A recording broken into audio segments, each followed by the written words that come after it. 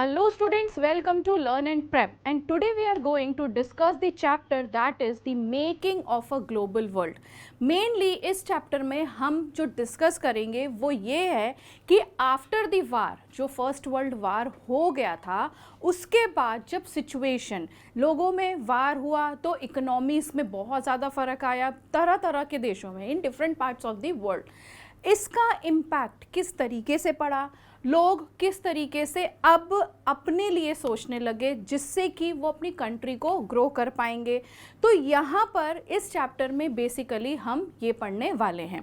तो first thing what we are going to see is the pre modern world, मतलब modernization के पहले का जो वर्ल्ड हुआ करता था वो कैसे हुआ करता था।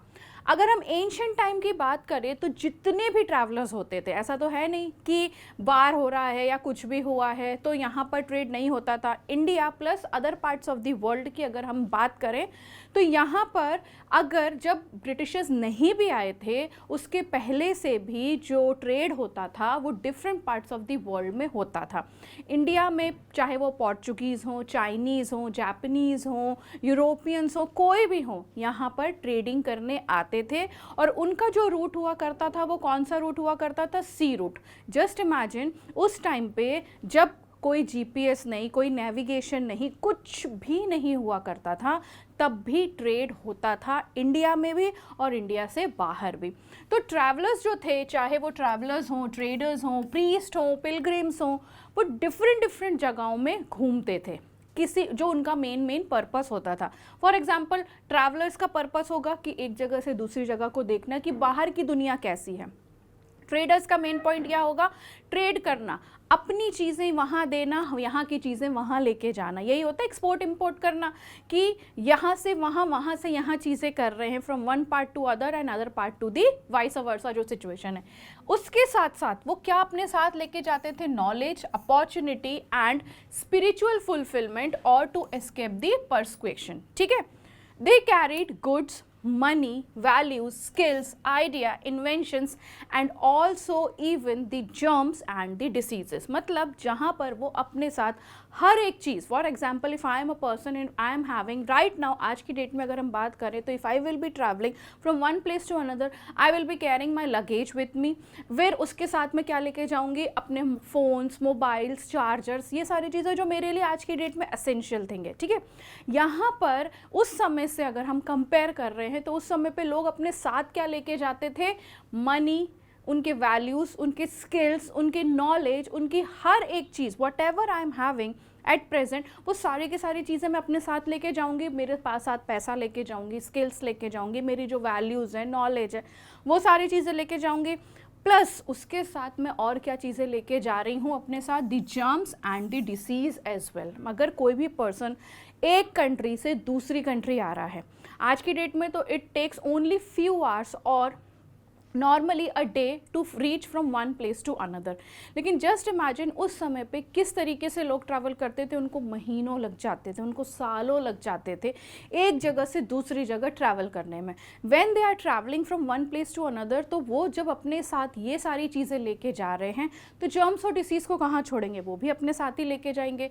तो सारी की सारी चीज़ें वो अपने साथ लेके जाते थे। As early as 3000 BCE an active coastal trade linked the Indus Valley civilization with present day West Asia। ठीक है, फिर अब हम ये देखेंगे कि किस तरीके से जो सिल्क रूट्स हैं उनको इंडिया के साथ लिंक करा गया। किस तरीके से लिंक करा गया? पहली चीज़, जो सिल्क रूट है वो सबसे बेस्ट गुड एग्जाम्पल है of vibrant pre modern trade and cultural links between distant parts of the world. Historians have identified several silk routes over land and by sea, knitting together vast regions of Asia and linking Asia with Europe and Northern America। तो जो ये silk route रहा है वो एक तरीके से बहुत मोस्ट इम्पॉर्टेंट फैक्टर रहा है एक जगह से दूसरी जगह ट्रेड करने के लिए, वैल्यूज़, स्किल्स, नॉलेज लेके जाने के लिए, जिसने different parts of the world को एक दूसरे के साथ कनेक्ट किया है विद द टर्म्स ट्रेड। ठीक है, Chinese pottery also traveled the same route as did textiles and spices from India and Southeast Asia. तो जिस तरीके से सिल्क रूट रहा है जिसमें टेक्सटाइल्स भी आ गए, स्पाइसेस भी आ गए, हर एक चीज़ आ गई, वैसे ही ट्रैवल हुआ है हमारी चाइनीज़ पॉटरी भी, जो चाइनीज़ से चल के आई है। ठीक है, तो पूरा का पूरा अगर हम एक सम अप करें तो इंडिया और सदर्न ईस्ट एशिया को मिलाने में ये जो पर्टिकुलर प्रोडक्ट्स हैं उनका बहुत इंपॉर्टेंट रोल रहा है। In return precious metals gold and silver flowed from Europe to Asia. जब हमारी कंट्री से दूसरी कंट्री में कोई चीज़ जा रही है तो दूसरी कंट्री से हमारी कंट्री में भी कोई चीज़ आएगी, तो वहाँ से जो चीज़ें आती थी वो आती थी precious metals like the gold and silver flowed from Europe to Asia. Trade and cultural exchange always went hand in hand. Early Christian missionaries almost certainly traveled this route to Asia, as did early Muslim preachers a few centuries later. तो जैसे जैसे अपने साथ trading part से हम बात कर रहे हैं, तो वैसे ही जो क्रिश्चियंस थे वो अपने साथ अपनी नॉलेज मिशनरीज लेकर आए। Same goes with the Muslims as well, जो अपनी टीचिंग्स और अपने नॉलेज के साथ हर कहीं पर खड़े हुए। ठीक है, Much before all this, Buddhism emerged from eastern India and spread in different directions through intersecting points on the Silk routes. ठीक है, नाउ अब अगर हमारे साथ हम अपने सारी चीज़ें लेके जा रहे हैं तो भाई खाना कहाँ छोड़ेंगे, तो खाना भी हम एक दूसरे के साथ लेके जाते थे, क्योंकि यहाँ पर that was not the matter of few hours, यहाँ पर सालों लग जाते थे, सालों लग जाते थे एक जगह से दूसरी जगह जाने में, वहाँ पे सेट होने में, फिर वहाँ से लौटने में। तो इतने टाइम को अगर जब एक पर्टिकुलर पर्सन स्पेंड करेगा एक जगह पे, तो कितने दिन तक अपने जो इनबिल्ट है उनके अंदर जो फूड है जो उन्होंने शुरू से ही खाया हुआ है वो क्या करना चाहेंगे, उसको ही यूज़ करना चाहेंगे, उसको ही खाना चाहेंगे। एक दिन, 2 दिन, महीना, 2 महीना हम उसको बेयर कर सकते हैं, लेकिन एट द एंड यहाँ पर वही फूड हमें चाहिए जिसकी हमें हैबिट है। तो ऐसे ही फूड जब ट्रैवल हुआ तो क्या क्या किस किस के तरीके से ट्रैवल हुआ। Food offers many examples of long distant cultural exchange. Traders and travellers introduce new crops to the lands they travel. तो वो अपने साथ क्या करते थे, जितने भी ट्रेडर्स होते थे, ट्रैवलर्स होते थे, वो अपने साथ क्या करते थे, अपने क्रॉप्स भी लेके जाते थे, सो दैट जब तक वो वहाँ पर पहुँचेंगे उस क्रॉप को लगाएंगे, उसको हार्वेस्ट करेंगे, कल्टिवेट करेंगे, और उसके बाद जो फूड ग्रेन निकलेगा उसी को वो खाएंगे। तो ऐसे फूड अपने साथ साथ ट्रैवल करके दूसरी जगहों पर भी यहाँ से वहाँ तक जाने लग गया। Even ready food stuff in distant parts of the world might share common origins. तो अगर हम बात करें take spaghetti and noodles, अगर हम स्पेगेटी एंड नूडल्स की बात करें, it is believed that noodles travelled west from China to become spaghetti.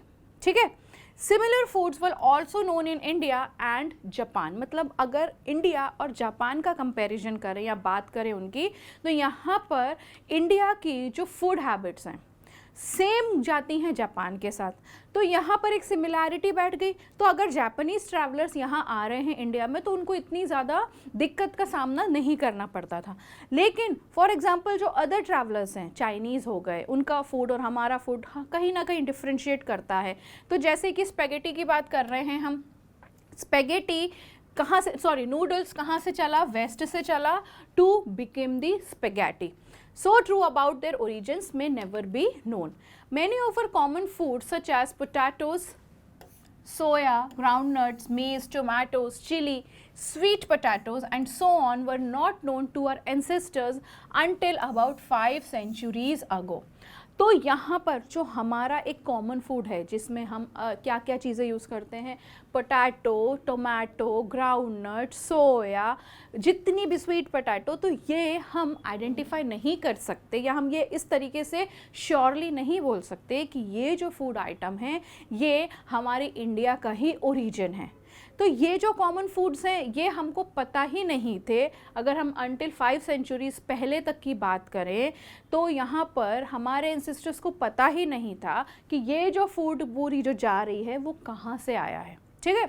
These foods were only introduced in Europe and Asia after Christopher Columbus accidentally discovered the vast continent that would later known to be as the America. तो ये food जब तक नहीं पता चलते until and unless Christopher Columbus ने इस चीज़ को डिस्क्राइब नहीं किया होता। और ये उन्होंने किस तरीके से किया, जब उन्होंने एक वास्ट कॉन्टिनेंट को खोजा जिसका नाम है अमेरिका। ठीक है। Ireland's poorest peasants became so dependent on potatoes that when disease destroyed the potato crop in the mid 1840s, hundreds of thousands died of starvation. मतलब सोचो पोटैटो के ऊपर इतनी ज़्यादा डिपेंडेंसी थी आयरलैंड के पीपल को कि एक टाइम पे जब यहाँ पर डिसीज़ आया, जो भी डिसीज़ आया हो वो आया तो पूरे के पूरे पोटैटो क्रॉप को डिस्ट्रॉय कर गया। तो ज़्यादा से ज़्यादा अगर हम बात करें हजारों करोड़ों लोग यहाँ पर just because they have not got the potato to eat starvation से मर गए, यानी भूख से वो मर गए। और इसको क्या बोला जाता था, आयरिश फेमिन आया था। इसको क्या बोला जाएगा, आयरिश फेमिन आया था, जिससे पोटैटो ना मिलने की वजह से आयरलैंड के लोग क्या कर गए, भूख से मर गए। ठीक है। Now how the conquest, disease and trade, ये आपस में क्या कनेक्शन है इनका। The pre-modern world shrank greatly in the 16th century after European sailors found a sea route to Asia and also successfully crossed the Western Ocean to America. Before its discovery, America had been cut off from regular contact with the rest of the world for millions of years. आज के date में America एक ऐसा important essential place है जहाँ पर हर कोई जाता है, हर कोई रहता है, अपनी अर्निंग भी करता है, हर एक चीज़, मतलब अमेरिका है तो सब कुछ है, ऐसा बोल सकते हैं। लेकिन यही अमेरिका अगर हम कुछ मिलियन ईयर्स पहले तक की बात करें तो ये किसी को नोन ही नहीं था कि ऐसा भी कोई कॉन्टिनेंट है। But from the 16th century, its vast land and abundant crops and minerals began to transform trade and lives everywhere. Precious metals, particularly silver from mines located in present-day Peru and Mexico, also enhanced Europe's wealth and financed its trade with Asia. लेकिन जैसे ही America पता चला कि हाँ भाई America एक ऐसा continent है कि यहाँ पर वास्ट रिसोर्सेस हैं, मिनरल्स हैं, हर एक चीज़ हमें वहाँ पर अवेलेबल है, तो ऑब्वियस सी बात है ट्रेडिंग भी बढ़ी उस जगह से। जब ट्रेडिंग बढ़ी तो यहाँ से इंपोर्ट होना चालू हुआ, एक्सपोर्ट होना चालू किया, तो धीरे धीरे मार्केट जो था, जो पहले सिर्फ और सिर्फ कहीं कुछ कंट्रीज़ में ही रिजिड रहता था, अब वो धीरे धीरे और ज़्यादा फ्लरिश होने लग गया। The Portuguese and Spanish context and colonization of America was decisively underway by the mid-16th century. Until the 19th century, poverty and hunger were common in Europe. तो अब यहाँ पर क्या करते हैं, cities जो थी वो were crowded and deadly diseases were widespread. Thousands therefore fled Europe for America. मतलब एक टाइम पे यूरोप में जहाँ पर पूरा का पूरा ट्रेड इस्टेब्लिश था, अमेरिका ने धीरे से पूरा ट्रेडिंग अपने अंडर डाल लिया, क्योंकि हर एक चीज़ जब उस कंट्री के पास है तो यहाँ पर कौन नहीं चाहेगा कि उस कंट्री के साथ हमारी ट्रेड हो। तो यूरोप जो है वो एक तरीके से पूरा का पूरा खाली रहने लग गया। जब यूरोप खाली हो गया तो जितने भी लोग यूरोप के थे वो जहाँ कर कहाँ शिफ्ट हो गए, अमेरिका में, सो that they will be getting the job and will be having their earning fruitfully. ठीक है। Here by the 18th century, plantation worked by slaves captured in Africa were growing cotton and sugar for the European markets. Until well into the 18th century, China and India were among the world's richest country. अब 18th century तक दो countries ऐसी countries थी जो कि richest country कहलाती थी, और वो कौन सी कंट्री थी, एक थी इंडिया और दूसरी थी चाइना। तो ये दोनों कंट्रीज़ क्यों रिच थी, क्योंकि जैसी जैसी चीज़ें इंडिया के पास थी वैसी वैसी चीज़ें चाइना के पास थी, और उस टाइम पे अमेरिका से फ्लरिश हो ही रहा था, तो सारा जो ट्रेड हुआ करता था वो इन दो कंट्रीज से ही होकर गुजरता था। They were also preeminent in Asian trade. However, from the 15th century, China is said to have restricted overseas contact and retreated into isolation. लेकिन 15 सेंचुरी तक क्या हुआ, चाइना ने अपनी को पूरी की पूरी तरीके से आइसोलेट कर लिया। कैसे आइसोलेट कर लिया, अब वो हर एक चीज़ अपनी ही कंट्री में बनाएगा, अपनी ही कंट्री में एम्प्लॉयमेंट जनरेट करेगा और अपनी ही कंट्री में पैसा लगाएगा। तो एक तरीके से पूरा का पूरा जो चाइना था उसने अपने आप को एक तरफ से साइड में कर लिया। China's reduced role and the rising importance of the Americas gradually moved the center of the world trade towards the west। जैसे ही चाइना ने अपने आप को पीछे किया वैसे ही दूसरी कंट्री जो थी अमेरिका, पूरा का पूरा जो ट्रेड था उसने उसको अपने अंडर ले लिया। ठीक है, तो पूरा का पूरा ट्रेड कहाँ चला जाता है, towards the west. Europe now emerged as the centre of the world trade. तो जैसे अब क्या कहलाने लगा, जहाँ चाइना होता था वहाँ अब दूसरे जो पोजीशन था वो आ गया यूरोप का, और उसने अपने आप को एक centre of the world trade के तौर पर आगे किया। Now we are going to see the 19th century, और 19th सेंचुरी में हमारा एक बहुत इफेक्टिव बहुत बड़ी चीज़ भी हुई थी 1914 में, वो था वर्ल्ड वार 1। ठीक है, तो अगर हम यहाँ पर एक वर्ल्ड इकोनॉमी की बात करते हैं तो अब यहाँ पर ये तो हमने देख लिया कि पूरा का पूरा ट्रेड कहाँ पर शिफ्ट हो गया, टुवर्ड्स द वेस्ट, मतलब पूरे के पूरे यूरोप में चला गया है। अब ये किस तरीके से इकोनॉमी को शेप करेगा, मतलब कंट्री की इकोनॉमी को शेप करेगा। Population growth from the late 18th century had increased the demand for food grains in Britain। अब पॉपुलेशन बढ़ रही है तो फूड ग्रेन्स की डिमांड भी बढ़ेगी, मतलब अब यहाँ पर एग्रीकल्चर पे बहुत ज़्यादा जोर देना पड़ेगा, क्योंकि मेन मोटिव लोगों का क्या होता है, खाना। ठीक है, as urban centres expanded and industry grew the demand for agricultural products went up pushing up food grain prices.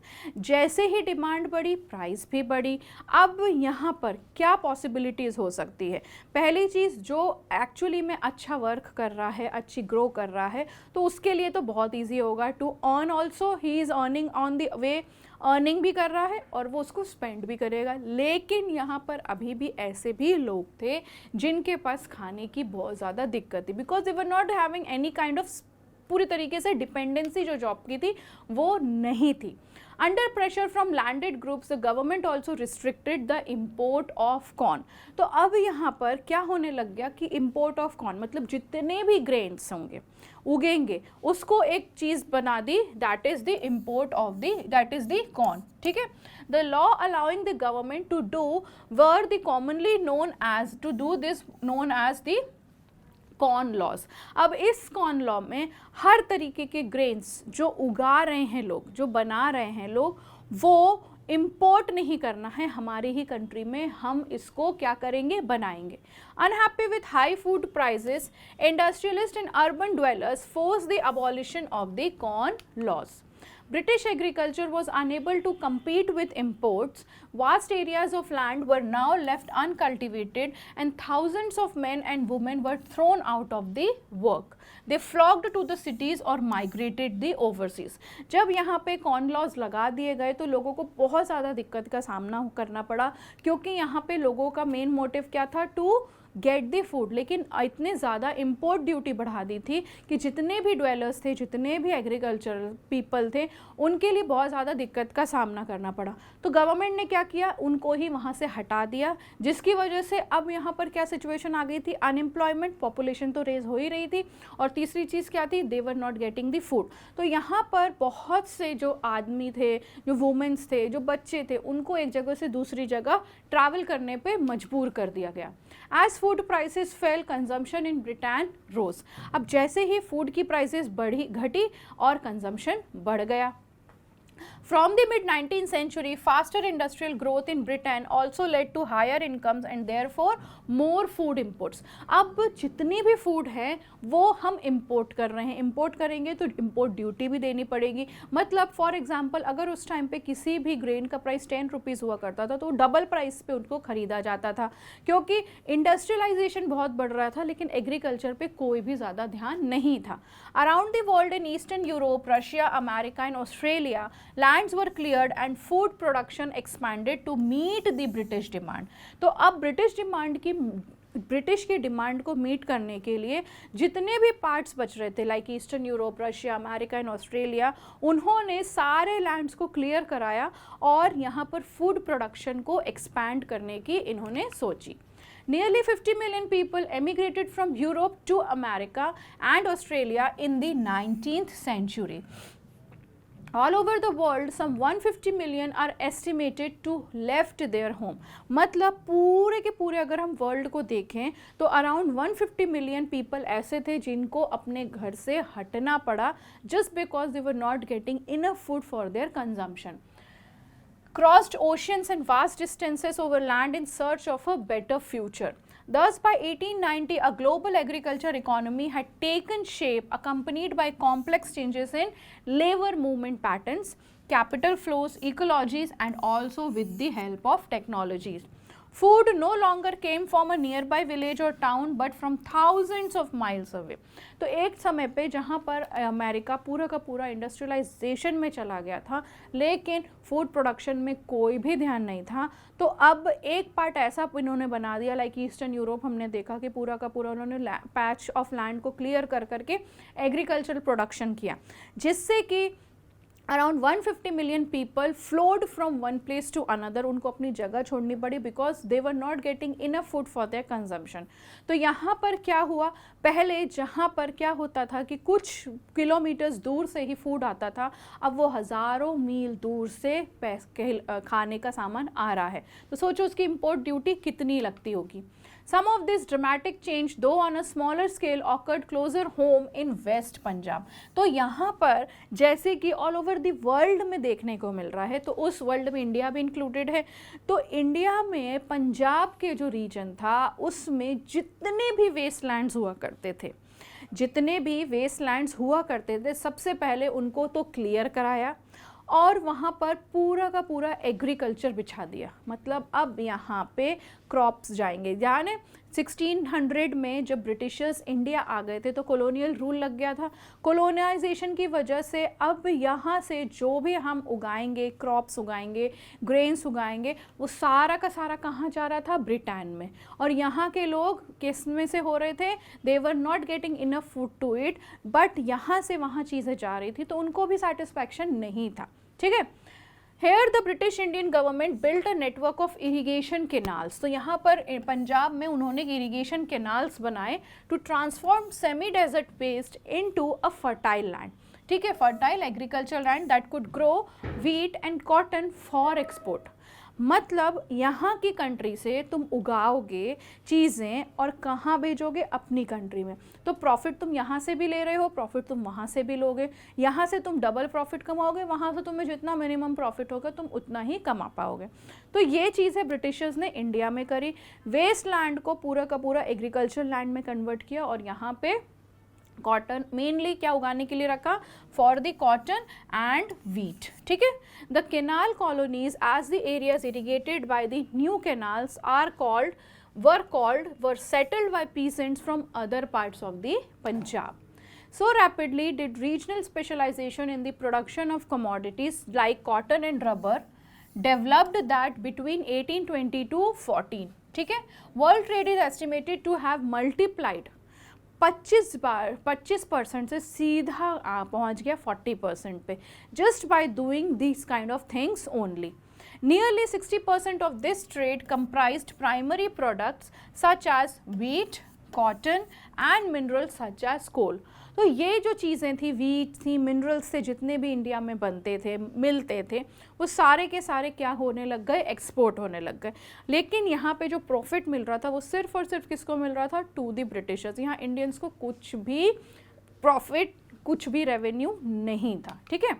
Role of technology. अब यहाँ पर टेक्नोलॉजी का क्या रोल रहा, for making the world a global world. ठीक है. Transformation of the world economy क्या क्या थी उस समय पे, रेलवेज आए, स्टीम इंजन्स आए, स्टीम शिप्स आए, telegraphs were important inventions which transform the 19th century world. तो यहाँ पर कौन कौन सी नई नई टेक्नोलॉजीज और साथ साथ आने लग गई, like your railway, steam ships, telegraphs, जिस सबसे मोस्ट इम्पॉर्टेंट फीचर रहे हैं या इम्पॉर्टेंट प्रोडक्ट्स रहे हैं 19th सेंचुरी के। Colonization stimulated new investment and improvements in transport. Faster railways, lighter wagons and larger ships helped move food more cheaply and quickly from far away farms to final markets. ठीक है। Impact on meet trade, अब meet trade भी बहुत बड़ा trade रहा है उस समय पे। कैसे? अब देखो, यहाँ से एक जगह से दूसरी जगह पर अगर मीट पहुंचाना है तो उस टाइम पे ये जो इन्वेंशन है ये नए नए हुए थे, तो ज़्यादा सामान तो ये लेके नहीं जा सकते थे।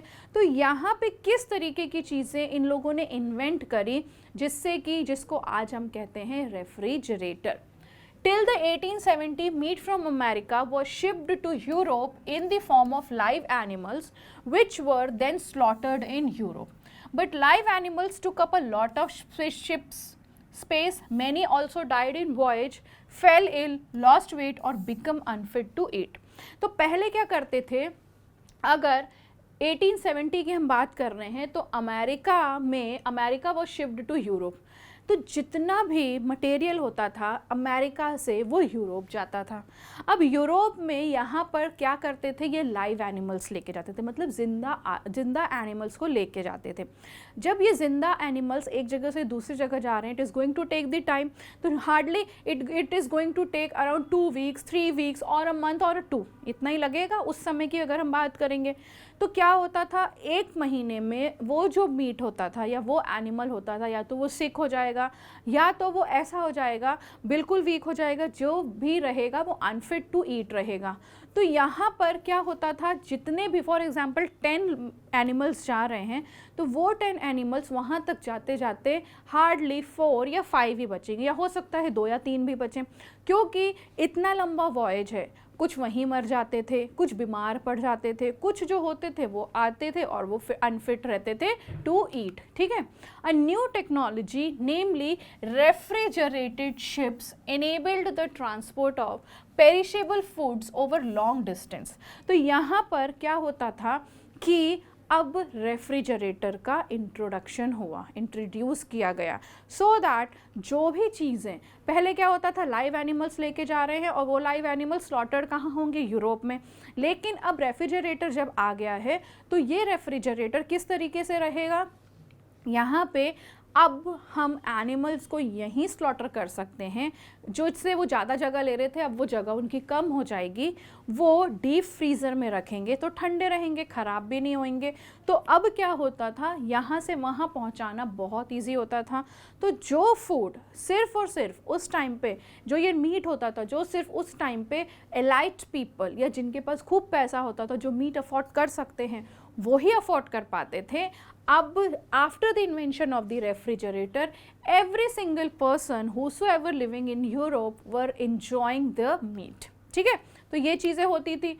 अब यहाँ पर किस तरीके से, ये तो हमने देख लिया रेफ्रिजरेटर किस तरीके से यूज़ होने लग गए। अब यहाँ पर क्या हुआ, लेट 19th सेंचुरी कोलोनाइजेशन किस तरीके से रहा।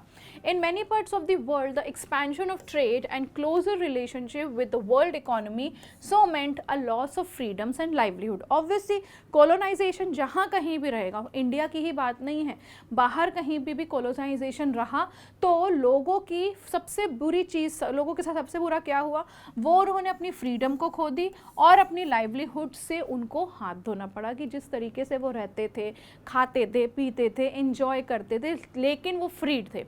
अब यहाँ पर फ्रीडम उनके पास कुछ भी नहीं थी। Late 19th century European conquest produced many painful economic, social and ecological changes through which the colonized societies were brought into the world economy। तो हर तरीके से एक पेनफुल इकोनॉमिक सिचुएशन ही रही है, चाहे वो सोशली हो, कल्चरली हो, किसी पॉलिटिकली हो, किसी भी तरीके से यहाँ पर उनको क्या होना पड़ा है, उनको पेन ही झेलना पड़ा है। ठीक है। In 1885, the big European powers met in Berlin to complete the carving up of Africa between them. अब यहाँ पर इंडिया को तो वो कॉलोनाइज कर ही चुके थे, अब यूरोपियंस चाहते थे कि हम किसको कॉन्कर करें, अफ्रीका को। उस टाइम पे अफ्रीका जो था वो बिल्कुल अननोन था। यहाँ पर अफ्रीका के अगर हम इंट्रोडक्शन दें तो उस टाइम पे Africa was rich in vast resources, आज की डेट में भी है, दो पूरा का पूरा फॉरेस्ट कवरिंग था और लोग वहाँ पे बिल्कुल भी काम किसी के लिए नहीं करते थे, क्योंकि already they were having each and every single thing with them, तो क्यों वो काम करना चाहेंगे। लेकिन यहाँ पर उनके लिए जो कौन थे, यूरोप, उनको पास अलग प्लान्स थे अफ्रीकन्स के लिए। Germany became new, Britain and France made vast additions to their overseas territories. In the late 19th century, Belgium and Germany became a new colonial power. तो यहाँ जहाँ पर बेल्जियन और जर्मनी था वो एक नया colonial power के तौर पे सबके सामने आया। The US also became a colonial power in the late 1890s by taking over some colonies earlier held by Spain. तो यहाँ पर धीरे धीरे क्या हो रहा था, एक दूसरे को कैप्चर कर रहे थे और पावरफुल होते जा रहे थे, जैसे कि जर्मनी होती जा रही थी, स्पेन हो गया, स्पेन अंडर आ गया अमेरिका के, और क्या हो गया, बेल्जियन आ गया। रिंडर प्रेस्ट और द कैटल प्लेग। तो यहाँ पर क्या हुआ था, जब हम बात कर रहे हैं अफ्रीका की, तो it was very much having the vast resources, हर तरीके के मिनरल्स, लोग वहाँ पर अपनी लिविंग बहुत अच्छे से जीते थे। They were least interested in the outside world कि क्या हो रहा है, क्योंकि already they were having every single thing with them, तो उनको क्या ज़रूरत पड़ेगी। हर तरीके के मिनरल, लैंड रिसोर्सेज हो गए, उनके पास हर तरीके के एनिमल्स थे जिससे कि वो अपनी लाइवलीहुड जीते थे। लेकिन यूरोपियंस शुरू से ही चाहते थे कि अफ्रीका को अपने अंडर लेना है, तो यहाँ पर वो वो आते थे, इनके साथ कॉन्ट्रैक्ट के लिए बात करते थे, ये बोलते थे नहीं, हमें किसी भी तरीके का काम आपके साथ करना ही नहीं, क्योंकि हमारे पास जब खुद सब कुछ है तो हम दूसरे के लिए काम क्या करेंगे। लेकिन यहाँ पर यूरोप की किस्मत सबसे अच्छी थी। यहाँ पर क्या हुआ, एक कैटल प्लेग आया। किस नाम का cattle plague, that was rinderpest. ठीक है, रिंडर प्रेस्ट आया जिसने अफ्रीका को तबाही दे दी और यूरोपियंस को क्या दे दिया, an number of things with them. In Africa in the 1890 a fast spreading disease of cattle plague or rinderpest had a terrifying impact on people's livelihood and the local economy. Historically, Africa had abundant land and a small relatively small population. बहुत बड़ा land लेकिन जो population है वो small है, तो automatically जो usage है वो कितना होगा, एक पर्सन डबल ही यूज़ कर रहा है वो चीज़ें। For centuries, land and livestock sustained African livelihoods and people rarely worked for a wage. In late 19th century Africa, there were few consumers goods that wages could buy. In the late 19th century, Europeans were attracted to Africa due to its vast resources and land minerals. Europeans came to Africa hoping to establish plantation and mines. European का क्या था motive कि यहाँ पर हम आएंगे, plantations बनाएंगे और माइंस बनाएंगे, ठीक है। लेकिन यहाँ पर ये चीज़ होगी कि जितने भी अफ्रीका की पॉपुलेशन है, ये सारी चीज़ें किसके अंडर हैं, अफ्रीका के लोगों के अंडर। तो इनको किस तरीके से हम काम कराएं। जब इनके पास प्रपोजल रखा, इन्होंने मना कर दिया कि वी आर लीस्ट इंटरेस्टेड। लेकिन कैटल प्लेग आने के बाद जो सिचुएशन होती है वो बहुत ज़्यादा वर्सन हो जाती है फॉर द अफ्रीकन्स। यहाँ पर क्या होता है, but there was an unexpected problem, a shortage of labour willing to work, ठीक है। Employers used methods to recruit and retain the labor. Heavy taxes were imposed which could be paid only by working for wages on plantation and mines. तो cattle plague आने के बाद एक तो इनकी सबसे ज़्यादा पूरे कैटल्स ने क्या किया, पूरे अफ्रीका को ख़राब कर दिया। ईस्ट से चल के वो इस तरीके से आया कि पूरा का पूरा अफ्रीका उसने ख़राब कर दिया। जब ख़राब कर दिया तो अब लोगों के पास कुछ भी नहीं बचा था, रादर देन अब उनके पास सिर्फ यही ऑप्शन था कि वो इनके लिए, यूरोपियंस के लिए काम करें।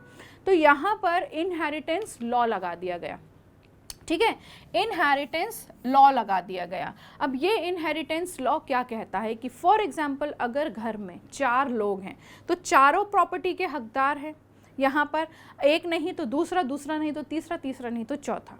लेकिन इनहेरिटेंस लॉ क्या कहता था, were change so that peasants were displaced from the land. पहली चीज़ तो उनको डिस्प्लेस करना था उस लैंड से। Only one member of a family were allowed to inherit. यहाँ पर ओनली अ सिंगल पर्सन, चाहे वो 4 लोग हों या 5 लोग हो, घर में कोई मतलब नहीं है, only a single person will be allowed to inherit that property. Rest of them will be working as the labour and will be getting the wages for that thing जो उनकी खुद की है। यूरोपियंस ने क्या किया है, वही चीज़ जो पर्टिकुलर पर्सन की, जैसा उन्होंने इंडिया में किया था वैसा ही उन्होंने कहाँ किया, हर जगह लगाने की कोशिश करी। अब यहाँ पर क्या हुआ, जब इन्होंने कैप्चर कर लिया पूरा का पूरा अफ्रीका, तो अपने रूल लगा दिए जिसमें only one person is allowed to inherit that property, rest other 4 members या 5 मेंबर्स या more than that will be working as the labour and will be getting the wages. ठीक है। Mine workers were also confined in compounds and not allowed to move freely. ठीक है। फिर Rinderpest आया, devastating cattle disease arrived in Africa in the late 1880s, was carried by infected cattle imported from British Asia only to feed the Italian soldiers invading Eritrea in East Africa. Entering Africa in the east, Rinderpest moved west like a forest fire, reaching Africa's Atlantic coast in 1892. It reached the Cape, Africa's southernmost tip, 5 years later. Along the way, Rinderpest killed 90% of the cattle. The loss of the cattle destroyed African livelihoods. Planters, mine owners and colonial governments now successfully monopolized. अब यहाँ पर जितने भी planters थे जिन्होंने Europeans के साथ मिलकर ये सारी स्कीम बना ली थी, एक तरीके से स्कीम ही थी कि हम आपको लेबर्स देंगे, आप in return they will be getting some kind of money also, यहाँ से भी मिलेगा और यहाँ से भी मिलेगा। तो इनको बहुत इंटरेस्ट था, जितने भी प्लांटेशन के जो यू कैन से ओनर्स थे उनको अपना हिस्सा यहाँ से मिल रहा है, यहाँ से भी वो लेंगे। जो सफर्ड पीपल थे वो कौन थे, द पीपल ऑफ अफ्रीका, जिनकी खुद की ये प्रॉपर्टी थी लेकिन वो उस प्रॉपर्टी में खुद ही एज द लेबर काम करेंगे। Control over the scarce resources of cattle enabled European colonists to conquer and subdue Africa. Next आता है हमारा endangered labor migration from India. अब यहाँ पर किस तरीके से जो माइग्रेशन हुए लेबर्स के इंडिया से, उसको क्या कहा गया, इंडेंडर्ड लेबर्स। क्या होते हैं इंडेंडर्ड लेबर्स? ऐसे लेबर्स जो कॉन्ट्रैक्ट पेपर साइन करेंगे for a period of 5 years and they are going to go from one place to another, और उस प्लेस में जाने के बीट अफ्रीका, गाना, अभी हम प्लेसेस देखेंगे कौन कौन सी, और ट्रिनिडाड, ये सारी चीज़ें, यहाँ ये सारी प्लेसेस में ये जाएंगे, पीरियड ऑफ 5 years रहेंगे, इन return they will be getting the money, and वहाँ पर जाने के बाद उनकी जो लाइफ होती थी वो बहुत ज़्यादा वर्स होती थी।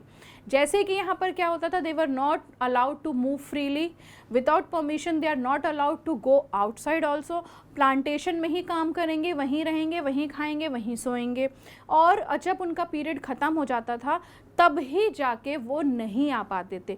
कुछ वहाँ से एस्केप करने की कोशिश करते थे लेकिन फिर भी उनको वो एस्केप नहीं कर पाते थे और उनको सीवियर पनिशमेंट्स दी जाती थी। कुछ तो पीट के ऐसे हो जाते थे, पिट के कि वो वहाँ पर ही ख़त्म हो जाते थे, और कुछ ये सोच के रह जाते थे कि अब हमें ऐसे ही रहना है, तो वहीं पे वो अपनी फैमिली को सेट कर लेते थे। An important form of exploitation in the 19th century was practiced in the form of indentured labor. They were bonded laborers who were on contract for a specific amount, उसी amount का उनको wages मिलेंगे, and time and transferable to any countries. ठीक है। Most of the laborers from India were from Uttar Pradesh, Bihar, central India and central districts of the Tamil Nadu. जो in places में उत्तर प्रदेश हो गया, बिहार हो गया, सेंट्रल एशिया हो गया, सॉरी सेंट्रल इंडिया हो गया, और कुछ डिस्ट्रिक्ट तमिलनाडु के, they were mostly hired with the promise of a return passage after the 5 years। ठीक है। उनका रिटर्न पैसेज कितने का करते थे, वो 5 years का उनका एटलीस्ट कॉन्ट्रैक्ट रहेगा ही रहेगा। मेन डेस्टिनेशंस उनकी कौन कौन सी, जो इंडियन इंटेंडेड माइग्रेंट्स थे उनकी मेन डेस्टिनेशंस कौन कौन सी, द कैरेबियन आइलैंड, मेनली जो ट्रिनिडाड, गुआना एंड सूरीनाम में थी, मॉरिशस एंड फिजी। जो तमिल माइग्रेंट्स होते थे went to Ceylon and Malaya. ठीक। Indentured workers were also recruited for tea plantations in Assam. Recruitment was done by agents engaged by employers so that they are going to get a small commission from the यहाँ पे employers से भी, और वो कहाँ से भी commission ले लेंगे, वो from the laborers also. तो ये था हमारा intended labor. 19th century intended has been described as a new system of slavery, जहाँ पर slavery system ख़त्म हो गया था, लेकिन intended labor के आने के बाद इसको वही definition वापस से दी गई. On the arrival at the plantation, laborers found conditions to be different from what they had imagined. Living and working conditions were very harsh and there were few legal rights. जो उनके लिए legal rights दी भी गई थी, जो government ने बनाई भी गई थी, लेकिन वो legal rights को वो फॉलो नहीं कर सकते थे, क्योंकि ये सारे के सारे क्या होते थे, एक दूसरे से मिले होते थे. तो सफरर्स यहाँ पर सबसे ज़्यादा कौन हुए? The intended labor. Living and working conditions were very harsh and few having the legal rights, but workers discovered their own ways of surviving. तो यहाँ पर अब वर्कर्स ने अपने तरीके से ही समझ में आ गया कि हमको ये ऐसे ही जीना है, तो हम इसको किस तरीके से जिएंगे वो हमारे ऊपर है. Many of them escaped into the wilds, though if they caught they faced severe punishment. ठीक है. Others developed new forms of individual and collective self expression, blending different cultural forms old and new. तो अपने culture के साथ दूसरे के culture के साथ मिक्स एंड मैच करके उन्होंने एक अपना नया लिविंग बना ली, क्योंकि उनको पता था अगर हम यहाँ से भागेंगे भी तो we are going to get the severe punishment. तो क्या फ़ायदा है ऐसी पनिशमेंट का जिसमें हम जी भी ना पाएँ. तो इट्स बेटर कि हम उसी चीज़ को क्या कर लें, अपना लें. Most intended workers stayed on after their contracts ended or returned to their new homes after a short spell in India. तो कुछ जो आते भी थे वो क्या करते थे, उनको इसी चीज़ में वो रम गए थे, तो यहाँ पर उनके साथ क्या होने लगा, वो अगर इंडिया आते भी थे तो वो वापस उसी तरीके से वो रिटर्न भी हो जाते थे जहाँ पर उनका नया घर रहता था. Consequently, there are large communities of people of Indian descendants in these countries. तो जो intended laborers थे वो जब उस टाइम पे वहाँ सेट हो गए तो वहीं सेट हो गए, वहीं उनकी फैमिली उन्होंने सेट कर ली, तो वही intended laborers आगे बढ़ते बढ़ते बढ़ते बढ़ते अपनी generations वहीं तक ही वहाँ पर ही उन्होंने कंटिन्यू करी. From the 1900s, India's nationalist leaders began opposing the system of intended labor migration as the abusive one and the cruel one. Finally, it got abolished in the year 1921. Yet for a number of decades afterwards, descendants of Indian intended workers, often thought of as coolies, remained an uneasy minority in the Caribbean island. ठीक है. किस तरीके से जो Indian entrepreneurs थे उन्होंने abroad में अपना जो यू कैन से अपनी किस तरीके से इस्टेब्लिशमेंट किया. ठीक है. Growing food and other crops for the world market required capital. अब अगर हम मेनली इंडिया की बात करें तो यहाँ पर जिस तरीके से पॉपुलेशन बढ़ रही थी उसी तरीके से डिमांड भी बढ़ रही थी. डिमांड बढ़ रही थी तो प्रोडक्ट्स भी बढ़ रहे थे, उसकी नीड्स बढ़ रही थी, उसकी वांट्स बढ़ रहे थे.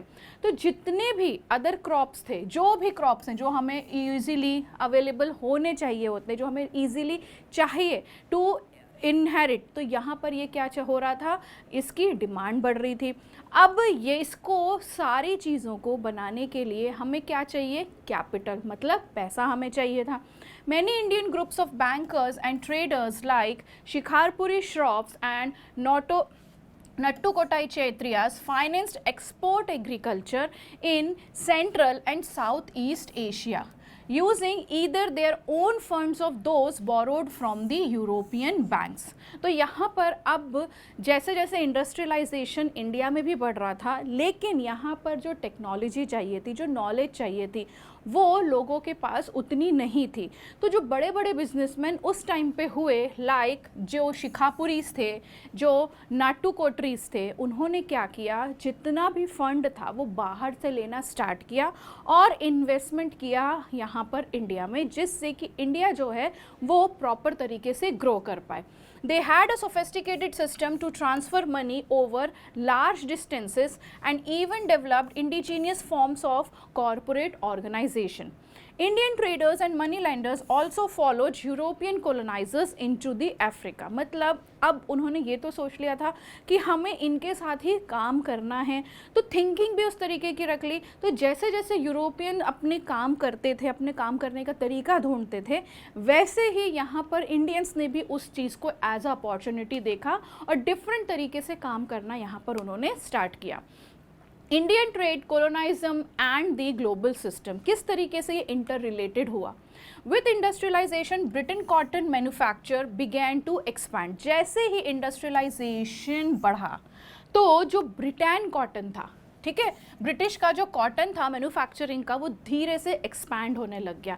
And industrialist pressurised the government to restrict cotton imports and protect the local industries. मतलब अब यहाँ पर क्या हुआ कि जितना भी कॉटन हम बाहर से ला रहे हैं वो हमें नहीं लाना है, हमें जो कुछ भी करना है हमें हमारी कंट्री में ही ये चीज़ें पॉसिबल करानी है।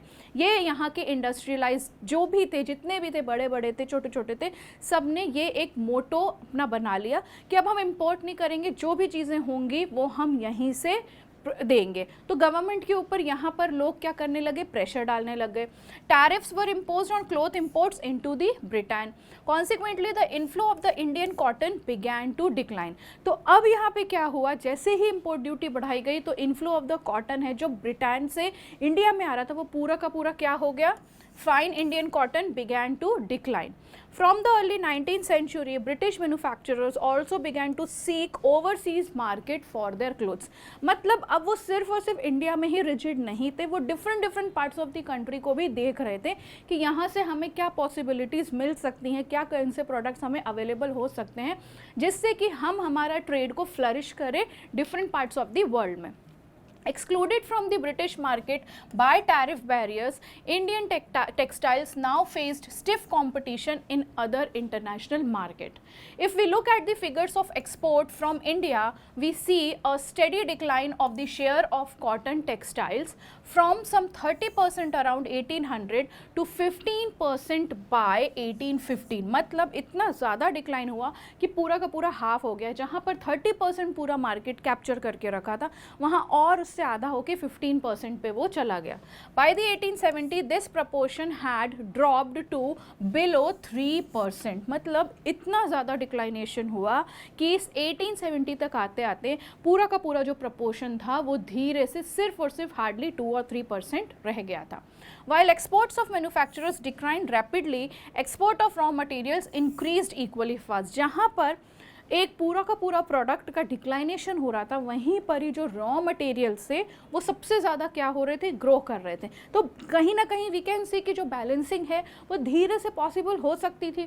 Between 1812 and 71 the share of raw cotton exports rose from 5% to 35%।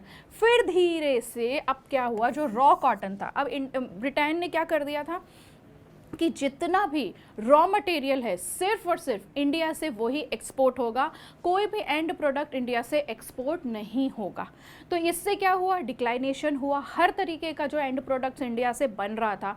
लेकिन जहाँ पर उन्होंने ये चीज़ें रखी थी कि रॉ कॉटन या रॉ मटेरियल जिस किसी का भी होगा, क्योंकि उस समय पे सिर्फ और सिर्फ क्या चल रहा था, कॉटन ही सबसे ज़्यादा था, तो रॉ कॉटन आप कहीं पे भी एक्सपोर्ट करोगे, कोई दिक्कत नहीं है। तो इसी से क्या हुआ, जो रॉ कॉटन का जो बिजनेस था वो बढ़ गया और एंड प्रोडक्ट्स जो हमारे पास एक्चुअली में जो प्रोडक्ट होते थे उसका बहुत ज़्यादा मार्केट गिर चुका था। ठीक है। Indigo used for dyeing cloth was another important export for many decades. As we all know कि जो इंडिगो रहा है पूरा का पूरा, उसने इंडियन मार्केट को बहुत ज़्यादा क्या दिया है, रेवेन्यू जनरेट कराया है। तो उस टाइम की अगर हम बात करें तो इंडिगो भी एक बहुत बड़ा इम्पॉर्टेंट प्रोडक्ट था अगर हम एक्सपोर्ट के कंडीशन से हम यहाँ पर बात कर रहे हैं। Opium shipments to China grew rapidly from the 1820s to become for a while India's single largest export. Opium India में हमें पता है कि बहुत ज़्यादा मात्रा में इंडिया से ही ओपियम जाता है। तो चाइना में पूरा का पूरा ओपियम कहाँ जाता है, इंडिया से पूरा का पूरा ओपियम चाइना में जाता था। तो 1820 की टाइम की अगर हम बात करें, it was the only single industry या ओनली सिंगल प्रोडक्ट जिसने इंडिया से लार्जेस्ट एक्सपोर्ट दिया है चाइना में। Britain grew opium in India and exported it to China. अब ब्रिटेन यहाँ पे क्या करता था कि ओपियम यहाँ उगाता था और एक्सपोर्ट कहाँ कराता था, चाइना में, तो यहाँ से भी वो पैसे ले रहा है। ऑन द अदर हैंड वो चाइना से टी और कॉफ़ी मंगवाता था। With the money earn through this sale it financed its tea and other imports from the China. यहाँ से जो पैसा वहाँ जा रहा है या यहाँ से जो भी चीज़ें वो वहाँ जा रही है, उसके बदले में वो क्या करता था, टी या अदर प्लांटेशन जितने भी होते थे उसको वो इम्पोर्ट कराता था इंडिया में, ठीक है। Over the 19th century, British manufacturers flooded the Indian market. Food, grain and raw material exports from India to Britain and the rest of the world increased. But the value of British exports to India was much higher than the value of British imports from the India. Now अब जो war time का situation रहा, ये कौन से वार की हम बात कर रहे हैं, वर्ल्ड वार 1 की, दैट वाज 1914 टू 1918 का जो टाइम रहा है, वो एक तरीके से इंडिया ने भी बहुत ज़्यादा सफ़र किया, बट सफ़र के साथ साथ यहाँ पे डेवलपमेंट भी देखा गया इंडिया में, क्योंकि जब वर्ल्ड वार 1 हो रहा था तो जितने भी सेंट्रल पावर्स और एलाइड पावर्स थे वो एक साथ हो गए थे, लड़ रहे थे, तो यहाँ पर इंडिया ने इसको एज अपॉर्चुनिटी देखा। जो चीज़ें वहाँ से इम्पोर्ट होकर यहाँ आती थी और हमें बहुत ज़्यादा दामों में ख़रीदनी पड़ती थी, जिसकी वजह से normal people were not able to live their life fully whatever तरीके से वो चाहते थे। तो यहाँ पर क्या हो रहा है, अब एज अपॉर्चुनिटी जब उन्होंने देखी तो यहाँ पर इंडस्ट्रियलाइजेशन ग्रो होने लग गई। जहाँ पर पूरा का पूरा मैनचेस्टर इंडिया में रूल कर रहा था, अब यहाँ पर मैनचेस्टर को कहीं भी कोई नहीं देखता था। इंस्टेड अब लोग क्या कर रहे थे, स्वदेशी चीज़ों को यूज़ कर रहे थे, ठीक है। The first world war was a war like no other before, ठीक है। ऐसा वार रहा है जो आज की डेट में कभी नहीं हुआ, क्योंकि ये एक ऐसा वार था जिसने इकोनॉमिकली, सोशली, पॉलिटिकली सारी चीज़ों को हिला के रख दिया। क्यों? लोगों के मन में ये थिंकिंग डाली कि नेशनलिज्म भी होता है, लोगों के मन में ये चीज़ें डाली कि yes we can also live our lifes according to ourself. तो ये एक ऐसा वार था जो हर तरीके से लोगों की लाइफ्स में बहुत बड़ा इम्पैक्ट डाल के गया। The fighting involved the world's leading industrial nations, which now harnessed the vast powers of modern industry to inflict the great possible destruction on their enemies. This war was thus the first modern industrial war also. पहला modern industrial war भी रहा है जहाँ पे full arms and ammunitions का use हुआ था, और इसी तरीके से इंडस्ट्रियलाइजेशन डेवलप्ड हुई थी। पूरा का पूरा जो मार्केट था वो फुल किस पे चला गया था, स्टील और आयरन के उस पे, क्योंकि आर्म्स एंड एम्यूनेशन तो वहीं से हमको सारी चीज़ें मिलेंगी। It saw the use of machine guns, tanks, aircraft, chemical weapons etcetera on a massive scale. There were all increasingly products of modern large scale industry, ठीक है। To fight the war, millions of soldiers had to be recruited from around the world. अब यहाँ पर क्या हो रहा था, जब वार स्टार्ट हुआ था तो बहुत से सोल्जर्स मारे गए थे। ऑन दी अदर हैंड पीछे जो वुमेंस थी वो सारा काम को क्या कर रही थी, टेक ओवर कर रही थी, because they have to look around their children also as well as their living also. तो यहाँ पर ये चीज़ें हुई। फोर्स रिक्रूटमेंट हो रहा था ऑल ओवर द वर्ल्ड से, मतलब जो लोग चाहते थे वो तो जा ही रहे थे वार में, लेकिन जो लोग नहीं भी चाहते थे वो लोग भी इस वार का हिस्सा ज़बरदस्ती बनाए जाते थे। तो फोर्स रिक्रूटमेंट हो रहा था तो यहाँ पर चीज़ें कैसे हो रही थी, एग्रीकल्चर के प्राइसेस बढ़ रहे थे क्योंकि कंजम्पशन ज़्यादा हो रहा था तो लोगों को खाने के लिए कुछ भी नहीं मिल रहा था। जो एक क्रीमी लेयर होती थी उस टाइम पर, जो एलाइट्स, जो मोनार्क्स थे, जो फर्स्ट सेकेंड एस्टेट के लोग थे, उनके लिए तो कोई भी चीज़ें नहीं बदली, लेकिन जो सबसे ज़्यादा सफ़रर्स इस वार में रहे हैं वो थर्ड एस्टेट के पीपल रहे हैं, like the peasants, farmers, artisans, जितने भी ये सारे लोग थे, इस कैटेगरी के लोग थे जो अपनी अर्निंग से ही अपनी लाइवलीहुड जीते थे, सबसे ज़्यादा सफ़रर्स वो इस वार में रहे हैं। The scale of that and destruction किस तरीके से रहा, जितनी ज़्यादा डिस्ट्रक्शन कैसा हुआ, 9 million people dead and 20 million people injured was unthinkable before the industrial age without the use of industrial arms, ठीक है। Most of the killed and maimed were man of working age. अब जो working class का जो पूरा group था, जो अब वार के लिए जाएंगे तो वही लोग जाएंगे, ना कोई बुढ़े जा सकते हैं, ना कोई ओल्ड एज पीपल जा सकते हैं, ना कोई वुमेन जा सकती है और ना कोई बच्चे जा सकते हैं। तो ये जो क्रीमी लेयर बच रही है, जो वर्किंग एज क्लास की बच रही है, सिर्फ वही लोग ही गए होंगे। तो जब ये वाली पूरी लेयर ही हट गई तो बच्चों को तो भी बहुत टाइम है बड़ा होने में, और ओल्ड एज जो पीपल है उनका तो कब क्या भरोसा, आज गए कल गए, ठीक है ना। तो जो सबसे ज़्यादा जो ये लेयर गई है वो ये वाली गई है। तो वर्किंग एज गई। अब ये वर्किंग एज वाले पीपल, चाहे वो एग्रीकल्चर के हों, चाहे वो किसी भी इंडस्ट्री से बिलोंग करते हों, जब ये लेयर ही हट गई तो क्या करेगा इंसान, क्या रहेगा उसके पास, कुछ भी नहीं रहेगा। तो फिर यहाँ पे these deaths and injury reduce the able body work force in Europe. तो जितने भी एबल बॉडीड पीपल थे उनकी वजह से यहाँ पर पूरा का पूरा जो वर्क फोर्स है वो एक तरीके से बहुत ज़्यादा स्लो डाउन हो गया, स्लो डाउन भी हो गया, या पूरी तरीके से you can say already vanished. क्योंकि जब पीपल ही नहीं थे तो कहाँ की वर्क फोर्स रहेगी, कहाँ के कोइन रहेंगे। With fewer numbers with in the family, house hold incomes declined after the war. During the war, industries were restructured to produce war-related goods only. जहाँ पर एक टाइम पे सारी इंडस्ट्रीज सेट हो रही थी, whether it is spinning, weaving, dyeing, threading, बहुत सारी चीज़ें। लेकिन ये बैग एक साइड रख के अब सिर्फ और सिर्फ पूरी इंडस्ट्रीज किस पे फोकस कर रही थी, only the war related goods, ठीक है। Entire societies were also reorganised for war as men went to battle, women stepped in to undertake jobs that earlier only men were expected to do. Obviously if यहाँ पर अगर man अपने पीछे अपनी family को छोड़ के जा रहा है तो वहाँ पर उसके पास कौन नहीं है, वो मैन नहीं है, those who used to get the earning, who used to do the earning and who used to do what the all the livelihoods उनकी वो चलाता था। लेकिन if the man is only not there in the house, तो यहाँ पे चीज़ें कैसी होंगी, वुमेन्स जहाँ जो अलाउड नहीं थी कुछ भी करने के लिए, अब उन्होंने अपने आप को आगे किया कि भाई तुम तो चले जाओगे, पीछे हम क्या करेंगे, हमारे पास तो खाने के लिए भी कुछ नहीं रहेगा, तो अगर हम कमाएंगे नहीं तो हम खाएंगे कैसे, आप तो चले गए वार में। तो इसलिए यहाँ पर क्या हो गया, जहाँ पर सिर्फ और सिर्फ men were allowed to do all kinds of work, here women has taken that thing under them.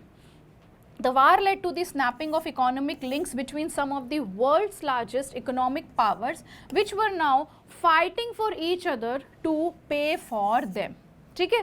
So Britain borrowed large sums of money from the US banks as well as the US public. तो Britain यहाँ पे क्या करता है, इतने सारे amount को क्या करता है, बोरो करता है यूएस की बैंक से और यूएस की पब्लिक से भी, ठीक है। Thus the war transformed the US from being an international debtor to an international creditor। जहाँ वो सबसे पैसे के लिए हो रहा था, अब वो सबको पैसे दे रहा था, ठीक है। पोस्ट वार रिकवरी किस तरीके की रही, पोस्ट वार इकोनॉमिक रिकवरी प्रूव्ड डिफ़िकल्ट। क्यों डिफ़िकल्ट, क्योंकि हम पहले ही अभी देख चुके हैं कि किस तरीके से हर जगह पैसों के लिए मारामारी हो रही थी, हर जगह लोग एक दूसरे से लड़ रहे थे, जहाँ पर डेवलपमेंट की बात हो रही थी। लेकिन यहाँ पर जब वॉर हुआ तो पूरा का पूरा डेवलपमेंट एक तरफ रह गया, यहाँ सिर्फ और सिर्फ लड़ाइयाँ ही चल रही थी। तो obviously the result will be destructive only, ठीक है। Britain, which was the world's leading economy in the pre-war period, in particular, faced a prolonged crisis. किस तरीके के crisis, जब पैसे वो दे रहा था तो वो दे ही जा रहा था, दिए ही जा रहा था, लेकिन जब वहाँ से लेने की बारी आई पैसों की तो nobody was there to give the money। तो ऑटोमेटिकली ब्रिटेन का क्या हो गया, यहाँ पर क्या हो गया, यूएस पूरी की पूरी तरीके से क्या बन गया, एक ट्रैप में फंस गया, क्योंकि यहाँ पर उसने पैसे दिए थे तो जब पैसे लेने गया तो पैसे ही नहीं है लोगों के पास, जिन लोगों से लिया कहीं वो बोलो तो वो तो वार में ही ख़त्म हो गए। तो नाउ अब ब्रिटेन के साथ क्या सिचुएशन रही, जिसकी सिचुएशन के साथ ऑल ओवर द वर्ल्ड ने भी बहुत ज़्यादा चीज़ों को सहन किया। While Britain was preoccupied with war, industries had developed in India and Japan। पूरा का पूरा जो ब्रिटेन था जब वो वार में बिजी था तो इंडिया ने इसको एज अपॉर्चुनिटी देखा और धीरे धीरे इंडस्ट्रीज़ यहाँ पर सेट होने लग गई। तो इंडस्ट्रीज़ कहाँ सेट होने लग गई, ईदर इन द इंडिया और इन जापान।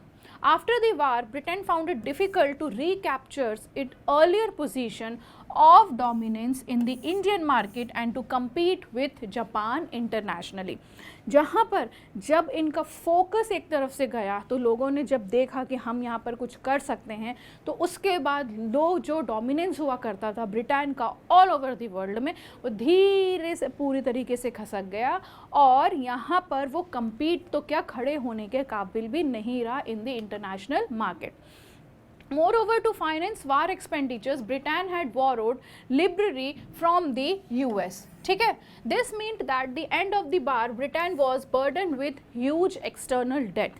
यूएस से इतना ज़्यादा पैसा लेने के बाद अब यूएस तो बोलेगा ही कि भाई पैसा तो वापस करो, अब ब्रिटेन के पास तो पैसा ही नहीं, कहाँ से लाएगा, सारा का सारा पैसा तो उसने वार में लगा दिया, जितने भी लोग थे जो वर्किंग एज पीपल थे सारे के सारे उसने वार में भगा दिए, तो अब यहाँ पर कुछ भी नहीं बचा ब्रिटेन के पास।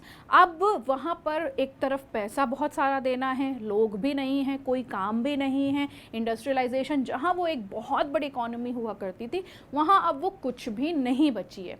This meant when the war boom ended, production contracted and unemployment increased. Obvious सी बात है, काम तो लोगों के पास था, सब चीज़ें सही चल रही थी, लेकिन जैसे ही ब्रिटेन जब वार में घुसा तो पूरी की इकोनॉमी तबाह हो गई। जब ये सारी चीज़ें हो गई तो ऑब्वियस सी बात है, अनएम्प्लॉयमेंट, खाना नहीं मिलेगा, पावर्टी होगी, हर वो चीज़ होगी उस कंट्री में जो कि वो दूसरी कंट्रीज़ में एक्सपेक्ट करता था कि होती थी। At the same time, the government reduced bloated war expenditure to bring them into the line with peacetime revenues. These developments led to huge job losses. In 1921, 1 in every 5 British workers was out of the work. Many agricultural economies were also in crisis.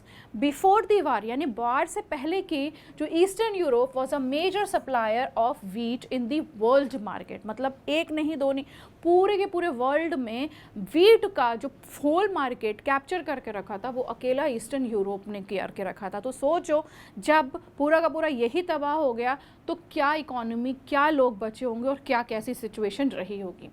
When its supply was disrupted during the war, wheat production in Canada, America and Australia expanded dramatically.